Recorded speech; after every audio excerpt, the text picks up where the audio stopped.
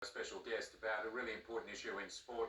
Some international research is being released today, partly coming out of Australia. Eric Dennison and the Monash University team have looked into homophobia in sport and the behaviours both in girls and women's sport and also boys and men's. Now, to talk about this, we're joined by one of Australia's finest former cricketers, Alex Blackwell. Alex, good morning. Welcome to News Breakfast. Good morning, PK. Thanks for having me. Pleasure. What jumped out at you from this research? And it's not all good.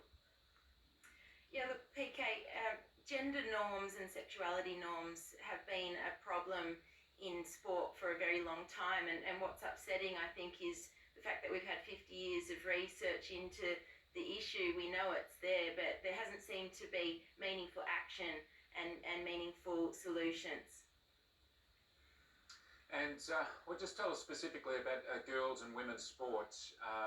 You would like to speak to a misconception that it's easier to come out if you're in female sport than it is in men's sport. But there's still obviously some big problems there if people don't feel comfortable coming out. Yeah, PK, I think there's a couple. Well, there's many misconceptions. There's misconceptions that lots of lesbians play sport, and what we've found in the research is that the percentage of lesbians playing sport as teenagers is the same as the percentage of lesbians in the population.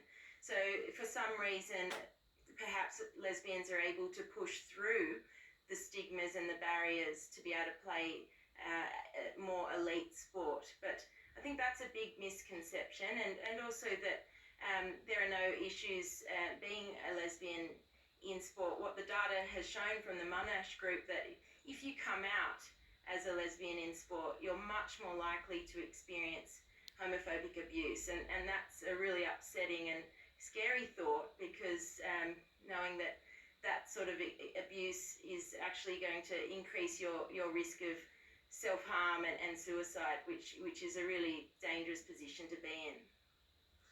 Does that marry with your experience in sport, Alex?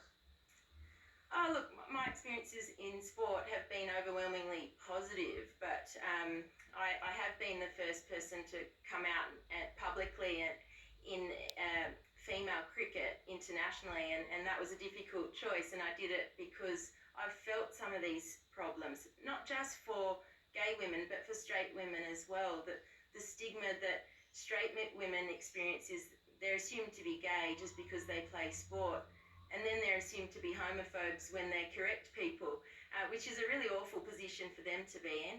And as a gay woman in sport, I've felt the need to hide who I was for a very long time because of the fear of experiencing homophobia. So it's hard for everyone involved, and I think it's now time to look. We know the problem's been there for a long time. We need to now think about the solutions.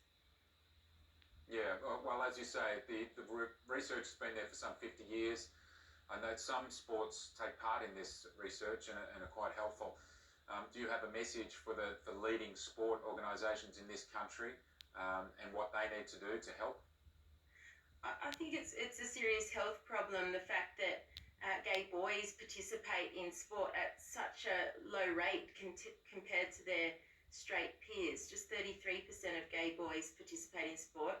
68% of straight boys participate in sport. That's a big problem, because we know how positive sport can be for everybody. So we need to smash some of the stereotypes, and we need to continue to think about innovative solutions. For example, the captains may be playing a key role in setting new standards around homophobic language, because that in the research has been shown to be a big deterrent, especially for males in sport.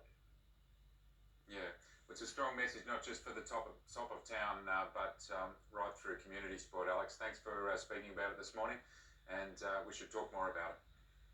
Thanks, PK. Alex Blackwell there, one of the